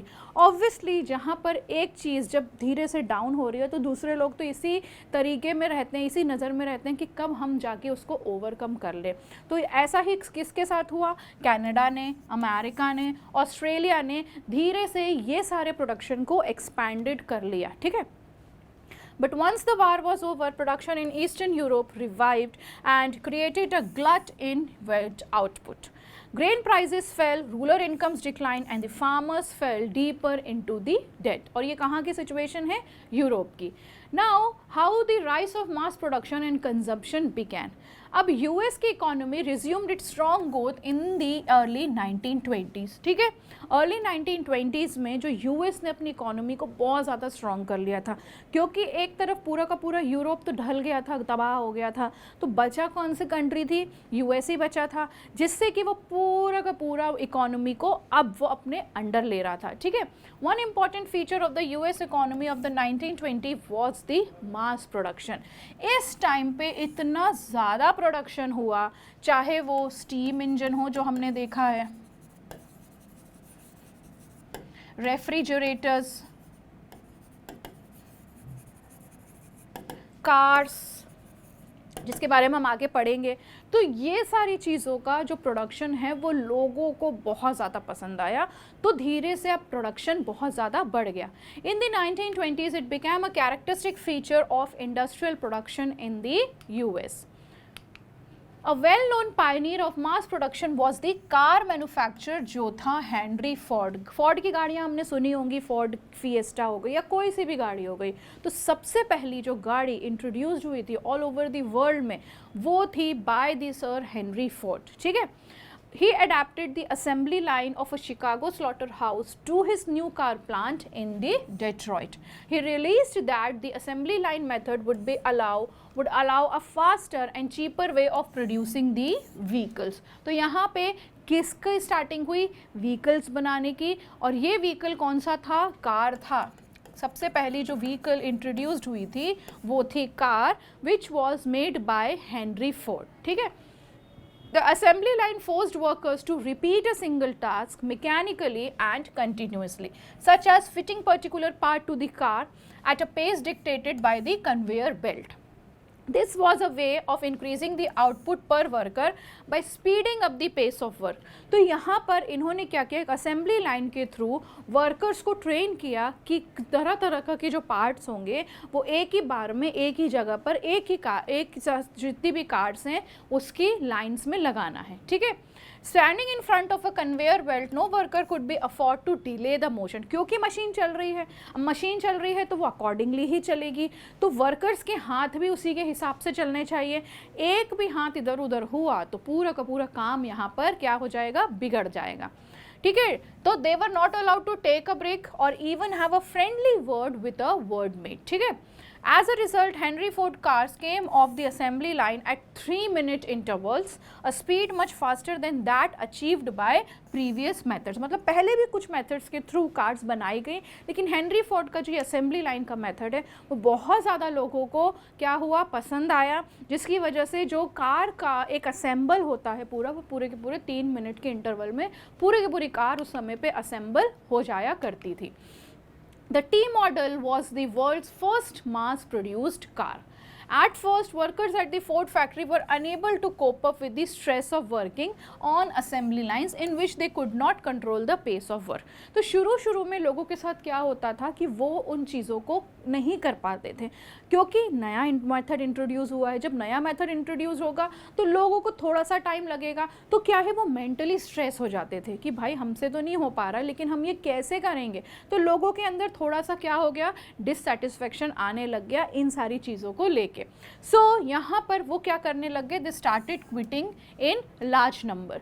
In desperation Ford doubled the daily wage to $5 in January 1914. अब यहाँ पर क्या होता है ये देखने लग गए, जब हेनरी फोर्ड की वर्कर्स छोड़ के भाग रहे हैं, बिकॉज काम बहुत ज़्यादा है, वेजेस बहुत कम है, एंड मोर ओवर हमको इतना स्ट्रेस लेना होता है कि हमें पता ही नहीं चलता कि कैसे क्या करना है. अगर हमारे हाथ रुक गए तो भाई यहाँ तो कार की असेंबली कहीं ना कहीं असेंबल कुछ ना कुछ हो जाएगा. तो लोगों के अंदर ये डिससेटिस्फैक्शन आने लगा, तो धीरे से क्या होने लगा, बहुत सारे वर्कर्स छोड़ के जाने लगे. अब मेनली यहाँ पर क्या होता है, कहीं पे भी हो जो वर्कर्स या कहीं का भी सेटिस्फैक्शन होता है इज़ दी मनी. तो मनी यहाँ पर हेनरी फोर्ड ने ये चीज़ें देख ली कि भाई ये काम तभी करेंगे जब इनको पैसा में डबल दूंगा. तो इन्होंने वेजेस बढ़ा के पूरे के पूरे $5 कर लिए उस समय के, किस समय के, 1914 के टाइम के. तो इन्होंने वेजेस क्या कर दिए, डबल कर दिए. अब लोग क्या करने लग गए, at the same time he band trade unions from the operating in his plant. और जितने भी ट्रेड यूनियंस बनाए गए थे उनके प्लांट में वो सारे के सारों को बैन कर दिया, क्योंकि भाई मैं पैसा दे रहा हूँ तो मुझे किसी की नहीं सुननी, मैं अपने ही काम कराऊंगा अपने तरीके से. तो सारी की सारी ट्रेड यूनियन उन्होंने बैन कर दी और लोगों ने क्या कर दिया, फिर वापस से रीजॉइन करना स्टार्ट कर लिया. Fordist industrial practices soon spread in the US. They were also widely copied in Europe in the 1920s. Thanks to higher wages, more workers could now afford to purchase durable consumer goods such as cars. तो उस समय पे पैसे ज़्यादा दो, काम करा लो, लोगों को पसंद आता था. तो भाई वेजेस से ये लोग क्या होते थे, मोटिवेटेड होते थे. तो धीरे धीरे ये यूरोप में भी स्प्रेड होने लग गया 1920s तक आते आते.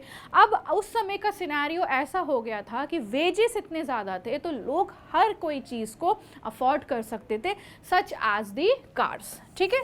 Car production in the US rose from 2 million in 1919 to more than 5 million in 1929. 10 साल के गैप में सीधे 2 मिलियन से 5 मिलियन तक वो क्या हो गया, रोज हो गया. Similarly, there was a spurt in the purchase of refrigerators और दूसरे मशीन्स भी आए जिससे कि लोगों को बहुत ज़्यादा पसंद आए. तो यहाँ पर अब उसकी भी डिमांड बढ़ने लग गई, like the refrigerators, washing machine, radios, gramophone players and all through a system of hire purchase, ठीक है. Large investment in housing and household goods seem to create a cycle of higher employment and incomes, rising consumption demand, more investment and yet more employments and income. धीरे धीरे अब जो economy है वो इतनी ज़्यादा स्प्रेड हो गई थी कि क्या होने लग गया था, लार्जर इनकम्स तो larger consumption, larger demands, larger needs, ठीक है, ये होने लग गया. तो यहाँ पर एम्प्लॉयमेंट भी बढ़ने लग गया और इनकम भी रेज होने लग गई.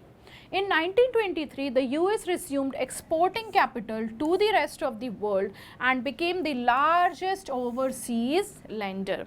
US imports and capital exports also boosted European recovery and world trade and income growth over the next 6 years. At this, however, proved good to last. By 1929, हमें पता है 1929 में क्या हुआ था? The Great Economic Depression की शुरुआत हो गई थी. The world would be plunged into a depression such as it had never experienced before. ठीक है?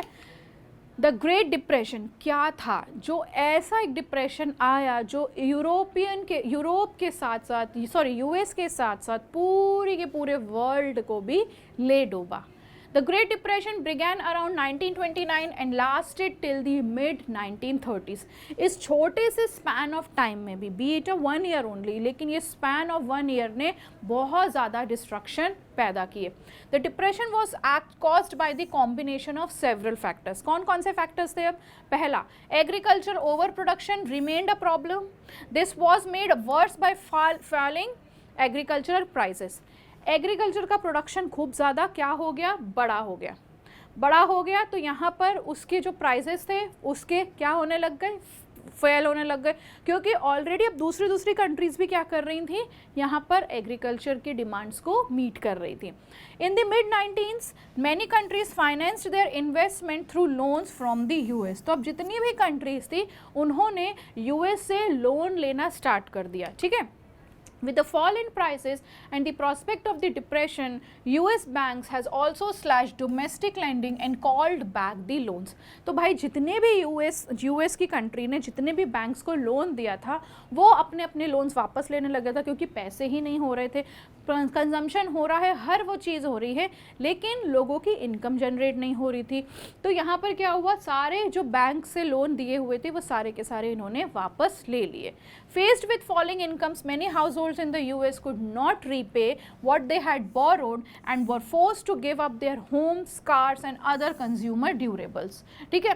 तो अब यहाँ पे जब बैंक्स ने लोन वापस ले लिए हैं तो अब उनसे भी लोन लिया जाएगा जिन्होंने लोन दिया हुआ है. तो जितने भी लोग थे वो उस लोन को पे नहीं कर पा रहे थे. तो यहाँ पर क्या हुआ? उनको एक टाइम पे जो भी उन्होंने अपना एक बनाया हुआ था, घर बना लिया, कार बना ली, घर में सारे एसेंशियल आइटम्स रख ली, वो सारे के सारे उनको सेल आउट करने पड़े. Ultimately the US banking system itself collapsed. ठीक है. Unable to recover investment, collect loans and repay depositors, thousands of banks went bankrupt and were forced to close. The number of phenomenal by 1933, over 4,000 banks had been closed, and by between 1929 and 32, about 1,10,000 companies had collapsed. 1935 तक आते आते a modest economic recovery was under in way in most of the industry countries. But the Great Depression's wider effects on society, politics and international relations and on people's mind proved more enduring. किस तरीके से? अब India में great depression का क्या result रहा? The depression immediately affected the Indian trade as well. India के जो एक्सपोर्ट्स थे और इम्पोर्ट्स थे nearly halved between 28 to 34. International prices crashed. Prices in India also drop. जहाँ पर इंटरनेशनल मार्केट क्रैश हुआ तो उसका असर तो दूसरी कंट्रीज़ में भी देखा जाएगा. तो India was also one of the sufferers. जहाँ पर पूरा का पूरा जब इंटरनेशनल प्राइस क्रैश हुआ तो इंडिया के भी एक्सपोर्ट्स और इम्पोर्ट्स पूरी की पूरी तरीके से हाफ हो गए और प्राइजेस बहुत ज़्यादा डाउन हो गई. Between 28 and 34 wheat prices in India fell by 50%. Though agricultural prices fell sharply, the colonial government refused to reduce the revenue demands. Peasant producing for the world market were the worst hit. क्योंकि अब यहाँ पर क्या हो रहा था? वो world के मार्केट के लिए प्रोड्यूस हो रहे थे. तो मल्टीपल क्रॉपिंग हो गई, HYV हो गई, हर इस तरीके से यहाँ पर एग्रीकल्चरली पूरी कंट्री क्या हो गई थी?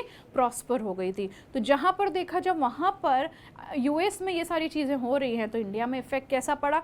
द वर्स्ट सफरर्स या जो वर्स्ट हिटर्स कौन थे? दी peasants. Across India, peasants' indebtedness increased. They used up their savings, mortgaged lands, and sold whatever jewelry and precious material they have just to survive. ठीक है? In these depression years, India became an exporter of precious metals, notably gold. तो यहाँ पर अब क्या होने लग गया? धीरे से यहाँ पर भले ही डिप्रेशन आया हो, लेकिन इसमें इंडिया जो है प्रीशियस मेटल का सबसे बड़ा एक्सपोर्टर बन गया था, स्पेशली अगर हम गोल्ड की बात करें। The depression proved less grim for urban India because of falling prices, those with fixed income से टाउन ड्वेलिंग लैंड ओनर्स, यानी जितने भी लोग थे उस समय पे जो एक एलाइट की कैटेगरी में आते थे, उसमें उन लोगों को कुछ भी नुकसान नहीं हुआ, क्योंकि already they were having their fixed income. तो भाई काम हो ना हो इनकम तो आनी ही आनी है। Now found themselves better of. Everything cost less, industrial investment also grew as the government extended tariff protection to industry under the pressure of nationalist opinion। ठीक है, नाउ हाउ, अब ये जो ग्रेट डिप्रेशन आ गया, जो एरा रहा वो बहुत ज़्यादा खतरनाक भी रहा, क्योंकि उसकी वजह से बहुत ज़्यादा कंट्रीज़ जो थी वो डेप्थनेस में चली गई। लेकिन अब वापस से इसको रीबिल्ड कैसे किया गया? The second world war started 1939 and continued up to 1945। अब यहीं पर जब 29 टू 30 के बीच में जब डिप्रेशन आया, तो उसके बाद सीधे जाके जब यहाँ पर चीज़ें नॉर्मली हो रही थी तो सेकेंड वर्ल्ड वार स्टार्ट हो गया, जो 39 में स्टार्ट हुआ और 1945 तक चला। तो जितने भी एलाइज थे like Britain, France, Russia and the USA, और जितने भी एक्सेस पावर थे like Germany, Italy and Japan, once again debt and destruction was enormous. वापस से वही सारी चीज़ें होने लग गई। डेट, डिस्ट्रक्शन, रिडक्शन, एग्रीकल्चर पूरे प्राइजेस डाउन, लोगों के पास एम्प्लॉयमेंट नहीं, पावर्टी में पूरे लोग जी रहे हैं। At least 60 million people, about 3% of the world's 1939 population, are believed to have been killed directly or indirectly as a result of war। ठीक है, मिलियंस मोर वर इंजर्ड, मतलब जितने लोग मारे गए उससे ज़्यादा लोग क्या करे गए? इंजर्ड करे गए। Many more civilians than soldiers died from the war-related causes. Vast parts of Europe and Asia were devastated and several cities were devastated by the aerial bombardment। जो हिरोशिमा नागासाकी में bombarding हुई थी वो Second World War का ही एक cause था। The war caused an immense amount of economic devastation and social disruption. Reconstruction promised to be long and very much difficult। Now किस तरीके से अब इस वार का सेटलमेंट हुआ? The aim of the post war international economic system was to preserve economic stability and full employment in the industrial world. तो यहाँ पर अब जितने भी लोग थे, जो गवर्नमेंट थी, तो वो ये सोचने लग गई कि वार में इतना ज़्यादा जब नुकसान होता है हर चीज़ को लेके, तो क्यों ना हम कुछ पॉलिसीज़ बना दें जिससे कि जब इंडस्ट्रीज़ हैं वो ना फॉल भी नहीं होंगी और एम्प्लॉयमेंट भी कंटिन्यू रहेगा। डिस्ट्रक्शन नहीं होना चाहिए, जितना मोस्ट पॉसिबली हम प्रयास कर सकते हैं। Its framework was agreed upon at the United Nations Monetary and Financial Conference held in July 1944 at Bretton Woods in New Hampshire, USA। अब ये एक कॉन्फ्रेंस बनाई गई जो ब्रेटन वुड्स में बनाई गई, new hemisphere USA, in the July 1944। The Bretton Woods conference established at the international monetary fund. क्यों? To deal with the external surpluses and deficits of its member nation. जितने भी extra surplus हो रहा है और जितना भी डेफिसिट सरप्लस हो रहा है उसको हम किस तरीके से बैलेंस करके रखेंगे, मेन काम इंटरनेशनल मॉनेटरी फंड का ये था देखना। The international bank for reconstruction and development, popularly known as the world bank. तो यहाँ पर वर्ल्ड बैंक को सेट किया जाता है जिसका मेन काम ये था देखना रिकंस्ट्रक्शन एंड डेवलपमेंट। ठीक है, the was set up to finance post war reconstruction. जो भी कंट्रीज़ हैं वार कर रही हैं, ये देखना कि उसको वापस से रिकंस्ट्रक्ट करने में कितना पैसा लगेगा, किस तरीके से लगेगा और क्या क्या इसके इफेक्ट्स एंड कॉजेस हो सकते हैं। The IMF and the world bank are referred to as the Bretton Woods institution, और you can also say the Bretton Woods twins. The post war international economic system is also often described as the Bretton Woods system। ठीक, अब जो IMF और world bank है commenced financial operations in 1947। तो उन्होंने finally जब operations अपने start किए वो ईयर था 1947। Decision making in these institutions is controlled by the Western industrial power. जब याद है चाइना तो एक तरफ हो गया था, पूरा का पूरा जो ट्रेड था वो कहाँ चला गया था, वेस्ट में, और वेस्ट में क्या था हमारा यूरोप, यूएसए, ये सारी चीज़ें थी। तो यहाँ पर ये पूरा का पूरा जो, अब ऑब्वियसली वार भी यही लोग कर रहे हैं तो डिसीजंस भी यही लोग लेंगे, तो पूरा का पूरा जो अथॉरिटी थी वो वेस्टर्न सेंट्रल पावर्स के अंडर थी। The US has an effective right, or you can say the veto power over the IMF and the bank's decision. ठीक।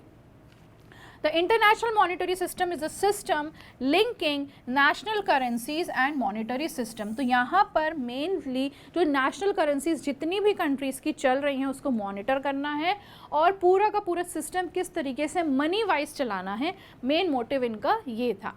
The Brayton would system was based on fixed exchange rate. तो एक fixed exchange rate बना दी गई थी जो कि किससे compare होती थी उस टाइम पे, गोल्ड से। ठीक है।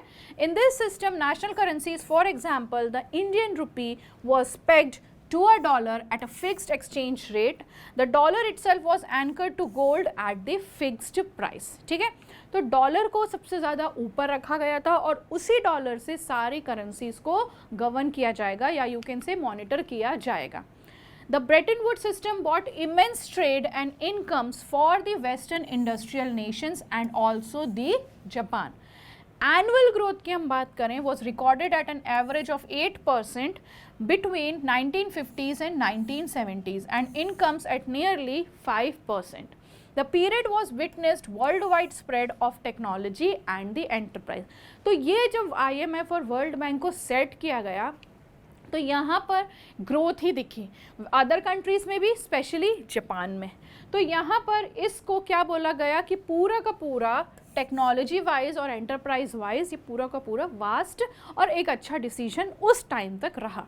Developing countries invested vast amounts of capital, improving industrial plant and equipment featuring modern technology. Now the decolonization and the independence. 1950s, the Bretton Woods institutions began to shift their attentions more towards the developing countries. अब यहाँ पर Bretton Woods ने क्या करना start किया, अब जितना भी उनका इंटरेस्ट है, कहाँ से इनको पैसा और आ सकता है, obviously from the developing countries also, तो उन कंट्रीज पे अपना फोकस दिखाना ज़्यादा से ज़्यादा चालू किया. As colonies, many of the less developed regions of the world has been part of the Western empires. Now, ironically, as newly independent countries facing urgent pressures to lift their populations out of poverty, they came under the guidance of international agencies dominated by the formal colonial power. Now अब ऐसी countries जहाँ पर लोगों को लग रहा था, जहाँ के लोगों को ये था कि हम पावर्टी में जी रहे हैं या हम इस तरीके से नहीं जी सकते, अनएम्प्लॉयमेंट है, खाने को कुछ नहीं है, लाइवलीहुड सेट नहीं है, तो ऐसी कंट्रीज़ किसके इन्फ्लुएंस में आ जाती थी, क्या जो कंट्रीज़ जो डेवलपिंग हैं, तो ये अपने ऐसी ऐसी कॉलोनीज़ को, जो डेवलपिंग कंट्रीज़ होती थी वो ऐसी ऐसी कॉलोनीज़ को अपने अंडर ले लेती थी, so that they used to get lot of powers, क्योंकि अब यहाँ पे पॉपुलेशन ज़्यादा होगी, तो ऐसे इन्फ्लुएंस में आ जाती थी जो मेनली पहले कॉलोनियल पावर्स के तौर पे आती थी, जैसे यूरोप ने अफ्रीका को पूरा का पूरा अपने अंडर ले लिया था. Large corporations of other powerful countries often manage to secure rights to exploit developing countries' natural resources cheaply, जैसा कि यूरोप ने अफ्रीका के साथ किया था. जब वहाँ पर रिंडरपेस्ट आया, कैटल प्लेग आया, तो यूरोप ने एक अपॉर्चुनिटी देख ली अफ्रीका में और उनको एज दी स्लेव रखना चालू कर दिया, लॉ ऑफ इनहेरिटेंस लगा दिया, तो ये सारी चीज़ें करी जिसकी वजह से लोग अंडर प्रेशर अब क्या होने लगे, डेवलपिंग कंट्रीज़ के अंडर आने लगे, because they wanted to live their life, they wanted to eat the food, they wanted to maintain their livelihood. At the same time, most developing countries did not benefit from the fast growth the Western economies experienced in 1950s and 1960s. Therefore, they organized themselves as a group, the group of 77. तो यहाँ पर अब जो जितनी छोटी छोटी countries थी जिनको लगने लगा कि नहीं हमें इनके इन्फ्लुएंस में नहीं आना है, हमें अपने तरीके से ही काम करना है, तो इन्होंने एक ऐसा ग्रुप बना लिया जिसे ग्रुप ऑफ 77 कहा गया, जिसमें 77 कंट्रीज़ का एक ग्रुप बन गया to demand new international economic order, that is NIEO.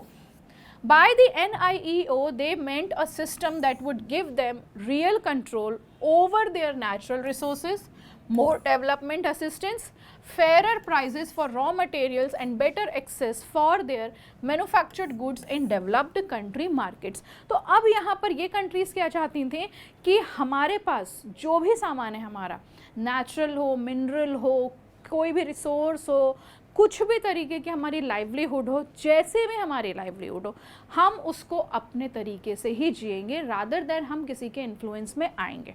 तो यहाँ पर इन्होंने ग्रुप ऐसा सेट कर लिया जिसको NIEO बोला गया। यहाँ पर they wanted each and every single thing to be done by themselves so that they can compete with the outside world by themselves only. वो किसी तरीके से नहीं चाहते थे कि यहाँ पर हमें कोई क्या करे, रूल करे, ठीक है। नाउ इसी तरीके से अब जो ब्रेटन वुड्स होता है उसको एंड किया जाता है और ग्लोबलाइजेशन को अपनाया जाता है। तो 1960s के बाद the US was no longer the dominant economic power as it had been for more than 2 decades. तो धीरे धीरे जहाँ ये ग्रुप ऑफ 77 फैलने लग गया, हर कंट्रीज इससे इन्फ्लुएंस होने लग गई, तो जहाँ पर ब्रेटन वुड्स सबसे ज़्यादा इन्फ्लुएंस रखता था 20 सालों तक, वो पूरा का पूरा वैनिश होता चला गया और एक टाइम पे वैनिश भी हो गया। तो जहाँ US डॉलर को बहुत ज़्यादा प्रोमिनेंट और वीटो पावर मिली थी करेंसी को, वहाँ पर it had no longer commanded confidence as the world's principal currency. The dollar could not maintain its value in relation to the gold, eventually leading to the collapse of the system of fixed exchange rate and the introduction of a system of floating exchange rates। तो जहाँ पर एक fixed price बना के रखी थी कि भाई यूरो है, सॉरी करेंसी है, US डॉलर है, इसी डॉलर के हिसाब से हम गोल्ड में देखेंगे और इसी गोल्ड को हम बाकी चीज़ों से कंपेयर करेंगे, उसी के प्राइस से। जो कंट्रीज इसमें आएंगी वो अच्छी होंगी और जो नहीं आएंगी वो अंडर डेवलप्ड कंट्री होगी, यही इनका रूल चलता था। तो धीरे से जब और अदर कंट्रीज इसको अपोज करने लग गई तो धीरे धीरे इसकी वीटो पावर कम हुई। तो यहाँ पर अब जो फिक्स्ड एक्सचेंज रेट था उसको हटा के क्या लगा दिया गया, फ्लोटिंग एक्सचेंज रेट बना दी गई। From the mid 1970s, the international financial system also changed। पूरा का पूरा फाइनेंशियल सिस्टम को भी क्या कर दिया गया, चेंज कर दिया गया। Developing countries were forced to borrow from the Western commercial banks and private lending institutions। This led to periodic debt crisis in the developing world and lower incomes and increased poverty, especially in Africa and Latin America। The Industrial War was also hit by unemployment that began rising from the mid 1970s and remained high until the 1990s। From the late 1970s, MNC also began to shift production operations to low-wage Asian countries। अब जितनी बड़ी बड़ी MNCs थी उनके पास पैसा नहीं आ रहा था जो डेवलपिंग कंट्रीज़ में चाहिए होता था, क्योंकि वहाँ पे अनएम्प्लॉयमेंट रेज हो गया था। तो अब बड़ी बड़ी कंट्रीज़ ने यह दिमाग लगाया कि हम अपना ट्रांजैक्शन उस कंट्रीज़ में करना पसंद करेंगे जहाँ पे हमें लो एंड चीप वेजेस वाले वर्कर्स मिलेंगे। और ये वेजेस वाले वर्कर हमें कहाँ मिल सकते थे, द एशियन कंट्रीज़ में, जिसमें India is one of the best example to give. ठीक है, China has been cut off. अब चाइना तो जो था शुरू से ही अपने आप को उसने 1904 से ही कट कर लिया था, 1904 से। अब हम कहाँ पे आ गए थे, 1949 तक तो हम आ ही गए थे। Cut from the post war world economy since its revolution in 1949, but new economic policies in China and the collapse of the Soviet Union and Soviet style communism in Eastern Europe bought many countries back into the fold to the world economy। जहाँ पे उनकी जब economy हिल गई तब यहाँ पे उनका concentration कहाँ बढ़ा, दूसरी कंट्रीज़ में, जहाँ पे चाइना एक टाइम पे अपने आप को पूरी तरीके से कट ऑफ करके रख चुका था। अब इनका मेन अट्रैक्शन चाइना हो गया था, क्योंकि वहाँ पे उनको चीप लेबर भी मिल रहा है, हर वो तरीके से चीज़ें मिल रही थी जो एक्चुअली में एक इंडस्ट्रीज़ को सेट करने के लिए, MNC को सेट करने के लिए इनको चाहिए था।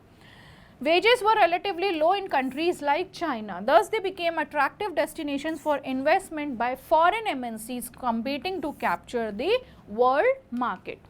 The reallocation of industry to low-wage countries stimulated world trade and capital flows। Countries such as India, China and Brazil had undergone rapid economic transformation।